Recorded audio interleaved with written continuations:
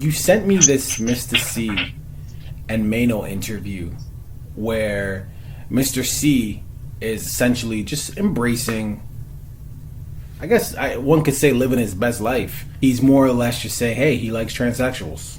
Like, that's his thing.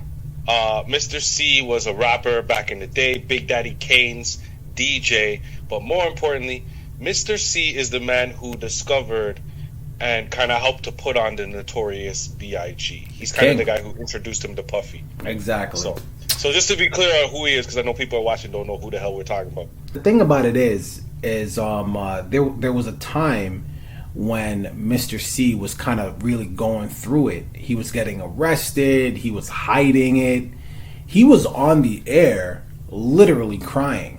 Like, literally crying. Because this is a married man. He had kids, all that stuff. Like, literally crying. Didn't know what to do.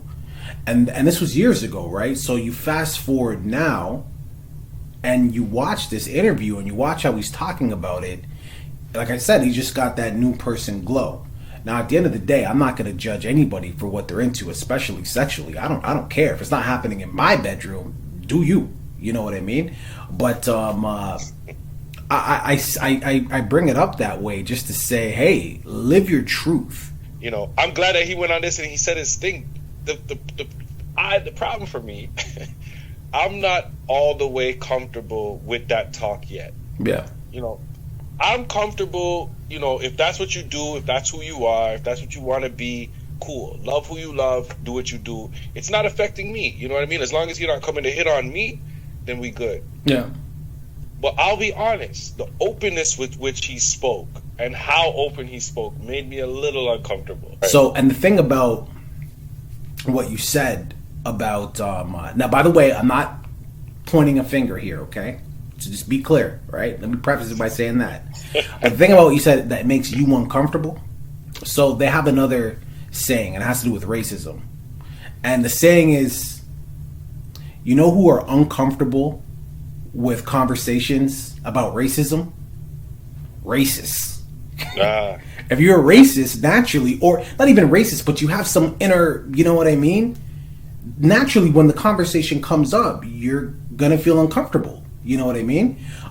So when it comes to things like this, I'm not pointing the finger at you, but I'm just saying, like, if you don't harbor any type of animosity with people just doing what they're doing, like having that conversation or hearing people have that conversation, it really shouldn't sway you one way or another. I'm just saying.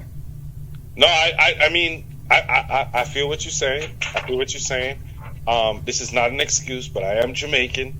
So, you know, there's a few things that I got to get rid of in my system. And yes, I have been in Canada all my life, but it doesn't matter. The family that I was raised with, I go back home. You know what I'm saying? So my environment that I grew up around, you know, instilled some things in me that are just taking a bit of time to get more comfortable with. I can't speak for that culture because I'm not a part of it. But I know me and my wife and my sister and a bunch of her friends, because my sister's gay, we went to Pride. We marched in Pride, and it was amazing. It was so fun. Oh my God. You know what I'm saying? That's crazy. That's crazy. So even that you talk about that makes me feel a little uncomfortable. I'm not gonna lie, I cringed a little bit when you said that, which is just how I am. Yes, which is fine. But what the reason I bring that up is I'm not trying to, like, you know, brag about my openness and me being so accepting. That's not the point. The reason why I bring it up is because anything that makes you uncomfortable, you should immerse yourself in it. Right? Like, you know, when people talk about, you know, when you go to the pool, put one foot in, it's cold and they're afraid to go. No, just jump in. You know what I'm saying? At the end of the day, you'll be fine.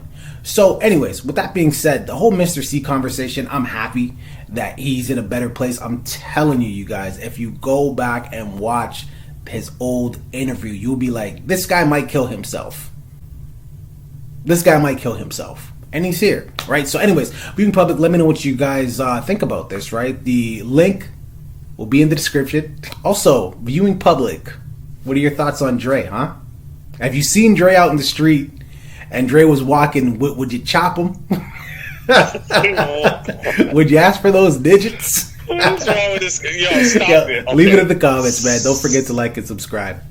Thank you guys so much for watching that video. Don't forget to like and comment. We finally hit our goal of 100 subscribers. No, we're not done yet, though, Chris, man. We're trying to get to 200 subscribers, okay? So check out these videos over here, and make sure you press this button, man. Thank you for the 100. Let's get to 2. Doses.